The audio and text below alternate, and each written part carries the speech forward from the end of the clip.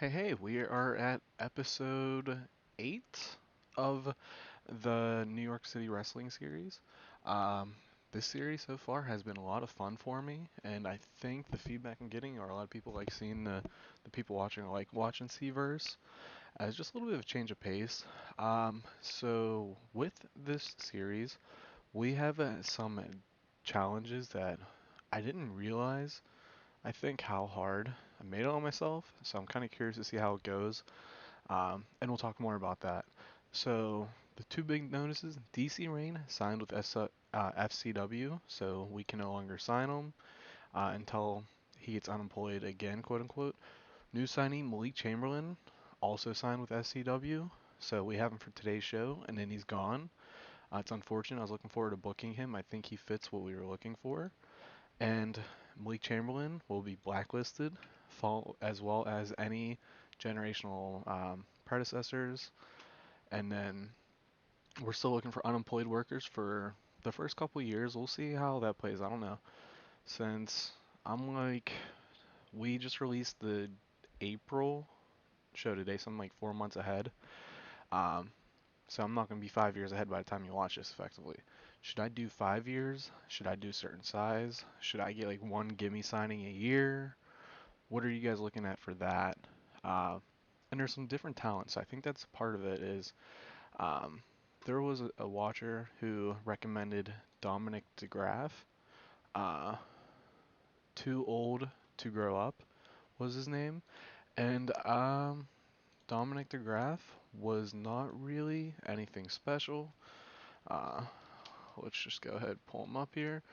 But, if I need workers and I need bodies to fill, and let's say if I know if I bring him in, maybe he's a guy that I beat just to have that low momentum, because the three lowest momentum workers will be cut every 6 months. So maybe that's like a use for that, and we get different opportunities to different people. And like I said, you're in, you're out. It is what it is. But let's get to the show, and then let me know what you guys think.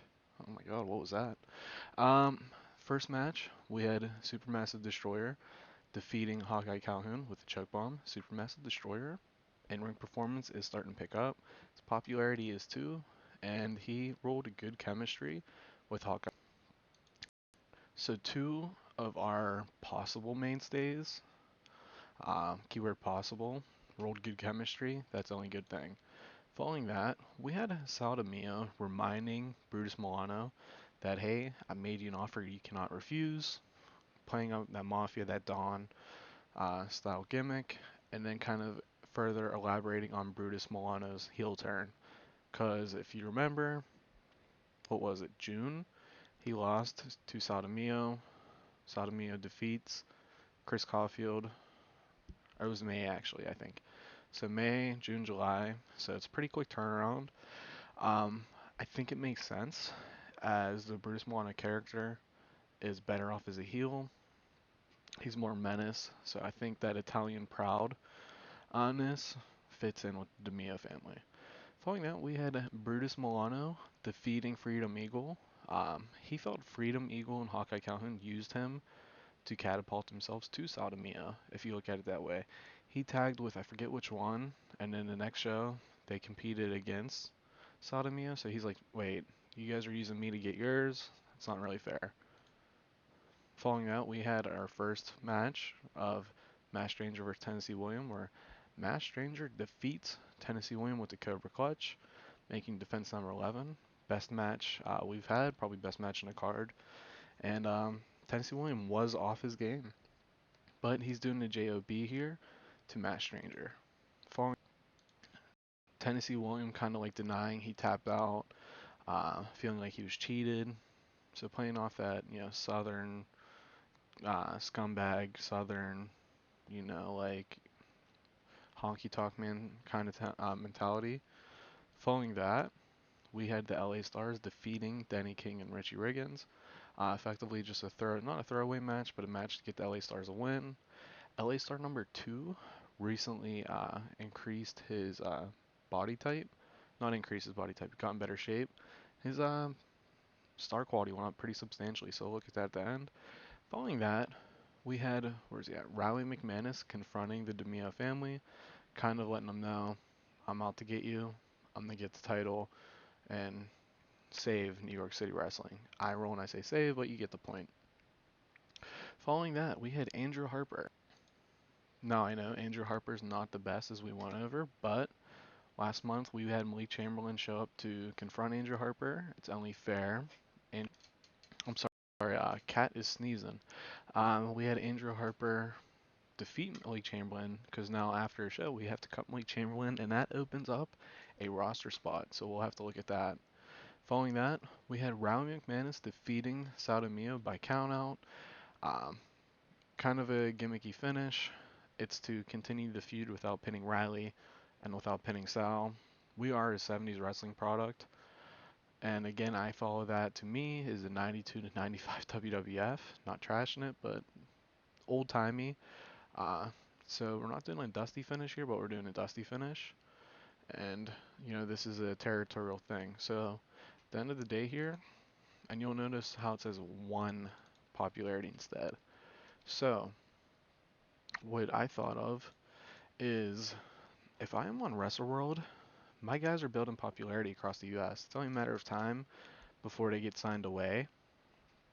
The C-verse is preset with PSW, Pittsburgh Steel Wrestling, and New York City Wrestling having a no talent stealing agreement. So we're the only tri-state places that are like regional and below to kind of ensure that none of my guys are going to be signed away from me. I went ahead and I got off WrestleWorld.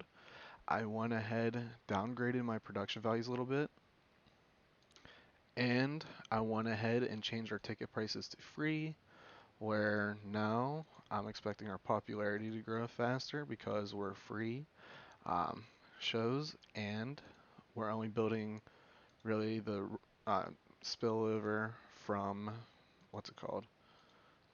The tri-state area. So New England, Mid-Atlantic, Great Lakes somewhat, Ontario, Quebec a little bit. So New England and Mid-Atlantic. Mid-Atlantic is the concerning one, quote unquote, but mostly they're TCW's problem. So I'm not worried about them signing our guys. And then so far, I only had 3,700 loss, but we're only halfway through the month. And so when you look at the sponsorship income, we're about 10K off. We will be fine when it comes to that. Pretty interesting. I also went ahead and I signed, who was it? My pillars. It was Tennessee William, Sodomio, and Matt Stranger, two exclusive handshake deals. I had to pay them a little bit more. Um, and it's kind of challenging because Larry Vesey was pretty cheap and was instigating that I wasn't overpaying. Uh, but I thought it was necessary to keep them where we're at.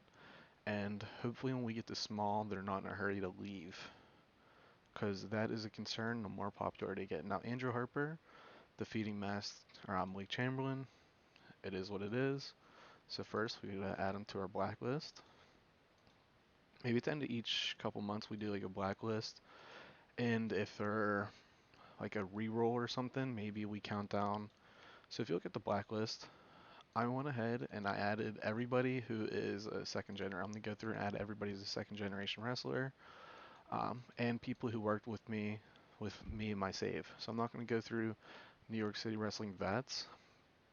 I think I'm not sure on that one now, but maybe at like the end of the year, I'll re-roll and I'll do like a random dice roll of however many.